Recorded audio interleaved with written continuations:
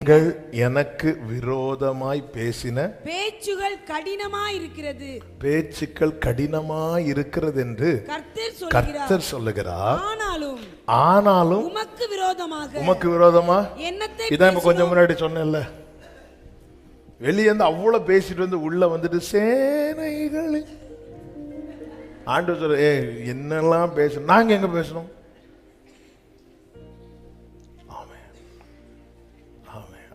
என்ன பேசணும்? ஆண்டவர் சொல்றார் பாருங்க, அடுத்த வருஷம் 14வது வசனம். தேவனை சேவிப்பது விருதா, தேவனை சேவிப்பது விருதா, அவருடைய கட்டளைகளை கைக்கொள்கிறது. சேனைகளின் கர்த்தருக்கு முன்பாய் துக்கித்து நடக்கிறதுனாலும் என்ன பிரயோஜனம்? நம்ம இப்படி பயந்து கர்த்தருக்கு பயந்து பரிசுத்தமா வாழ்றதுனால என்ன பிரயோஜனம்? உள்ள வந்துட்டு சொல்லும் அடியேன் கேட்கிறேன். வெளியே போய் நம்ம இப்படி எல்லாத்தையும் சினிமா பார்க்காம இருந்து, மற்றவர்கள் போகிற வழியில போகாம இருந்து கர்த்தரை பரிசுத்தத்தோடு சேவிக்கிறதுனால நம்ம என்ன? நீ இவ்வளோ நாள் பயங்கரமா பிள்ளைங்க காலேஜ் ஃப்ரெண்ட்ஸ் கணக்கு, நீ இவ்வளோ நாள் சினிமாலாம் தேட்டருக்கெல்லாம் வராமல் இருந்தில்ல, உனக்கு என்ன கிடைச்சி? மார்க் கிடைச்சா உடனே ஆமாம்ல, கரெக்டு தானே? தேவனை சேவிப்பது இதெல்லாம் ஆண்டவருக்கு வந்து வலிக்குது. நீ ரொம்ப ரொம்ப ஓவரா பேசுறேங்கிறார். எனக்கு விரோதமான பேசுற பேச்சுக்கள் கடினமா. நான் நம்ம இதெல்லாம் வந்து நம்ம வந்து வலியில பேசுறது, அந்த ஒரு வெறுப்புல. இந்த அற்பமான உணவு எங்களுக்கு என்னத்துக்கு? பர்பஸா வெறுத்தாங்கன்னு நினைக்கிறீங்க? அவங்களுக்கு என்னன்னா சில காரியங்கள் எனக்கு இன்னும் கிடைக்காம இருக்குது. நான் இத்தனை காலம் இந்த வனாந்தரத்தில் நடந்துக்கிறது என்ன, எனக்கு டெய்லி இந்த மண்ணாதான், டெய்லி இவ்வளவு தான். ஒரு படி அளந்து தரார். ஆனா அவங்களுக்கு தெரியவில்லை, நான் கொஞ்சம் சகித்த அந்த கானானின் நன்மையை நான் சுதந்திரிக்க போகிறது. அப்படி வெறுக்கிறாங்க. அடுத்த வார்த்தை பாருங்கள். இப்போதும் அகங்காரிகளை பாக்கியவான்கள் என்கிறோம், தீமை செய்கிறவர்கள் திடப்படுகிறார்கள். இது என்னன்னா இன்னொருத்தங்க கூட கம்பேர் பண்றது. சர்ச்சுக்கு வராதவன் நல்லா இருக்கிறான், சர்ச்சுக்கு போறேன் நான் வந்து. தேவன் யாருன்னு கேட்கிறவன் நல்லா இருக்கிற ஊழியத்துக்கு அர்ப்பணித்த நான் வந்து இவ்வளவு கஷ்டப்படுறேன். அவர்கள் தேவனை பரீட்சிக்கிறார்கள், அவங்களுக்கு ஒரு பிரச்சனை இல்லை. நான் சும்மா ஏதாவது திரும்பினா எனக்கு தலையிலே அடி விழுது. கர்த்தர் சொல்லுகிறார் 16வது வசனத்துல, அப்பொழுது கர்த்தருக்கு பயந்தவர்கள் ஒருவரோடு ஒருவர் பேசிக் கொள்வார்கள், கர்த்தர் கவனித்து கேட்பார். இங்க வந்துட்டு எனக்கு வேறொரு ஆசையிலன் பாடினதையும் கேட்பார். வீட்டில் போய் எனக்கு ஏன் இன்னும் இந்த சாரி வாங்கி தரல அப்படி சொல்றதையும் கேட்பார். கேட்டுட்டு ஆண்டவர் எப்படி ஃபீல் பண்ணுவார்? தெரியாம கேட்டுட்டேன். ஆண்டவர் சொல்ற, அதனாலதான் நீங்க எம்மாவூருக்கு 2 சீஷர்கள் நடந்து போறாங்க. இயேசு தம்மை என்ன செய்யல? வெளிப்படுத்தல. வெளிப்படுத்தியிருந்தா என்ன இருக்கும்? இயேசு ஃபர்ஸ்டே வெளிப்படுத்தியிருந்தா அவங்க என்ன சொல்லியிருப்பாங்க? க்ளோரி, ஹalleluya. ஆண்டவர் கொஞ்சம் வெளிப்படுத்தாம இருந்தோன்னா, ஒருத்தரை நம்பி இருந்தோம், அவர் இப்படி ஆயிட்டாரு. ஆண்டவர் கொஞ்ச நேரம் கேட்டு பார்த்தா, இனி நான் வெளிப்படுத்தலைன்னா வேற ஏதாவது. மரியாள் அப்படி, ஸ்திரீயே ஏன் அழுகிறாய்? தோட்டக்காரரே, ஆண்டவர் பார்த்தார், இன்னும் நான் வெளிப்படுத்தலைன்னு அடுத்தது வேற ஏதாவது. மரியாளே அப்படின்றார் ஆண்டவரே. ஆண்டவர் சில இடத்துல அப்படி சைலண்டாக வெளிப்படுத்தாமல் கேட்டுட்டு இருப்பார். ஆமே, நம்ம வீட்டில் ஃப்ரெண்டு எல்லாம் தனியாக ஒரு சேரில் உட்காந்துருந்து என்ன ஆண்டவர் சொல்லும்போது, ஆண்டவர் பக்கத்து சேரில் வந்து உட்காந்துருந்து இவன் என்ன பேசுகிறான் கேட்டுட்டு ஓங்க ஒன்று கொடுக்கலான்னு வரோம். என்ன அங்கே வந்து என்ன பேசிட்டு இருந்த?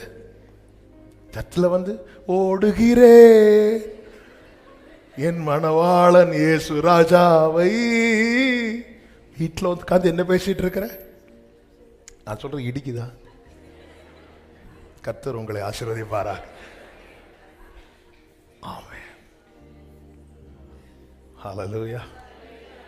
40 வருஷம் அந்த போன வருஷம் கடைசி சண்டே ஆராதனையில் இந்த வார்த்தையை சொன்னேன்னு நினைக்கிறேன். அவர் ஒரு சுமந்து கொண்டு வந்தாராம். அப்ப நம்ம முறுமுறுக்கிறதெல்லாம் எங்க படுத்துட்டு? தோல்ல படுத்து. அவருக்கு மட்டும் இது தெரியாமேன்னு சொல்லிட்டு அவர் காதிலே சொல்றது, அவர்கிட்ட மட்டும் இத சொல்லிடுறான்னு சொல்லிட்டு அவர் காதிலே சொல்றது. ஆண்டவருடைய தூக்கி போடலான்னு வரோம். எப்ராஹிமே, நான் உன்னை எப்படி கைவிடுவேன், நான் மனிதன் அல்ல. அந்த 600 பேர் பேசினாங்க, அதை நீங்க கேட்கல ஆண்டவரே. பாரு, நான் உன்னை அழைக்கும் போது நீ தனியா தான் இருந்த. ஹல்லேலூயா. இன்னைக்கு இருக்கிற 600 பேர் நாளைக்கு இருக்க மாட்டாங்க. ஆனா இன்னைக்கு இருக்கிற நான் உன் கூட நாளைக்கு இருப்பேன், உலகத்தின் முடிவு வரையந்த சகல நாட்களில். அதனாலதான் வேதம் சொல்லுகிறது, பிரசங்கி 5வது அதிகாரம் 2வது வசனத்துல, பிரசங்கின் புஸ்தகம் 5வது அதிகாரம் 2வது வசனம், தேவ சமூகத்தில் துணிகரமாய் உன் வாயினால் பேசாமலும், துணிகரமாய் உன் வாயினால் பேசாமலும், மனம் பதறி ஒரு வார்த்தையையும் சொல்லாமலும் இரு. நம்ம துணிகரமாய் பேசுறது குறைவானாலும் இதுல அடி வாங்கிரும். எதுல? இந்த ஏன்னா மோசே, அதாவது கர்த்தரே சர்டிபிகேட் கொடுக்கிறார், மோசே மிகுந்த சாந்த குணம் உள்ளவன். நமக்கு அந்த குணத்துக்கும், சாந்த குணம் உள்ளவனே பதறி பேசுறான்னா நம்ம. அப்ப இந்த இடத்துல தான் கர்த்தர் என்ன செய்கிறார்? மோசையின் மூலமாய் நியாயப்பிரமாணம் கொடுக்கப்பட்டது, இயேசு கிறிஸ்துவின் மூலமாய் கிருபையும் சத்தியம். அப்ப இது கிறிஸ்து மூலமாய் உண்டானது, கிருபை கிறிஸ்து மூலமாய். அப்ப அந்த இடத்துல தான் நானே ஒத்துக்கொள்ள வேண்டும், ஆண்டவரே என்னை யாராவது பேசின என் வாய் சும்மா இருக்க மாட்டேங்குது ஆண்டவரே. ஆமென். என் வாய்க்கு காவல் வைங்க, காவல் வைங்க. ஆமென். நான் பேசுறேன் ஆண்டவரே, நான் பேசினதை நான் ஒரு விஷயமாவே எடுக்க மாட்டேங்கிறேன். ஆனா பைபிள் சொல்லுகிற அது ஒரு பெரிய விஷயமாயிரும். பார்த்துக்கோ, மோசைக்கு என்ன வந்துச்சா? பொருளா மோசை எங்க எகிப்தின் பார்வோனுடைய குமாரத்தின் மகன் என்ன பண்ணுவதை விரும்பினானா?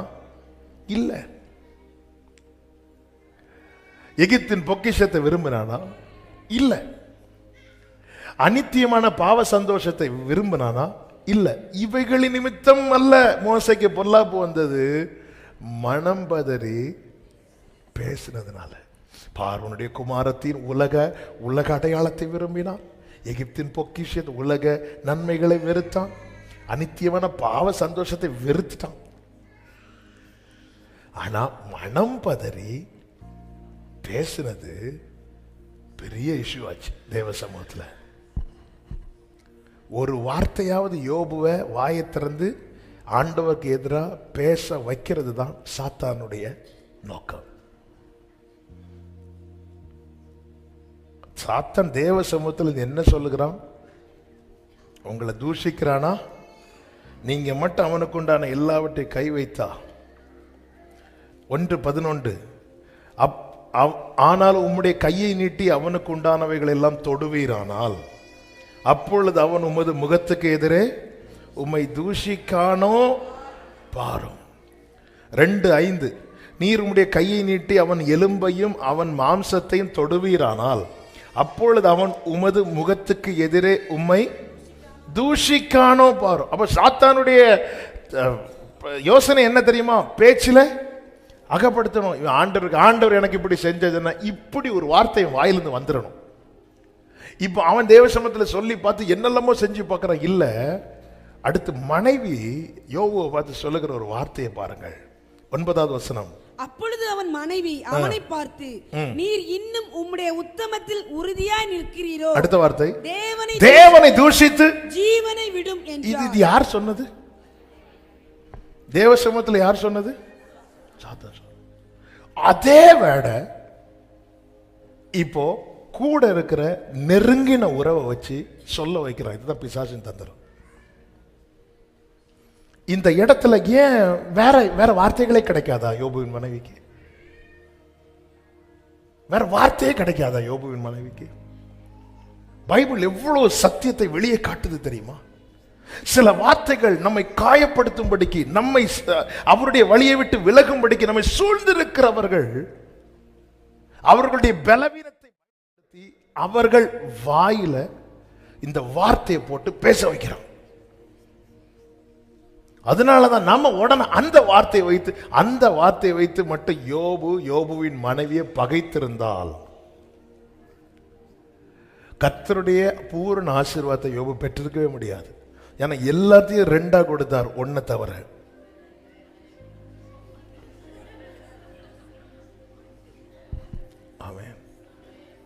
ஒருவேளை அன்னைக்கு வேடிக்கையாக ஒருத்தர்கிட்ட சொன்னேன். ஒருத்தன் கேட்டான், ஏன் இப்படி எல்லாத்தையும் ரெண்டா கொடுத்து மனைவியை மட்டும் கொடுக்கல? யோபு சொல்லியிருப்பார், நாளைக்கு வேற ஒரு பிரச்சனை வந்தா முந்தியாவது ஒரு ஆள் சொல்லி கேட்டு சகிச்சாச்சு, அதுக்கப்புறம் 2 பேரும் என்னாலையும்